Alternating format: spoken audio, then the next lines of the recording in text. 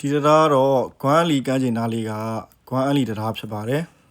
ဒါကတော့မြို့တဲ့ကားလမ်းမကြီးတစ်ခုကနေကားလေးတွေသွားနေတာဖြစ်ပါတယ်ကားလေးတွေကြည့်ရတာအယုတ်လေးတွေကြည့်နေရတယ်လို့ပါပဲ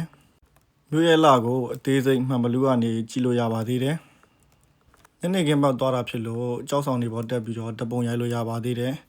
ကြောက်ဆောင်ထိတ်ကအရမ်းမြင့်ပြီးတော့ကဘာကအဆောင်နဲ့ပါတယ်ပြုတ်ကြမဲ့အန်ရတော့ရှိပါတယ်လေလဲရမ်းတိုက်တော့မတက်ရလို့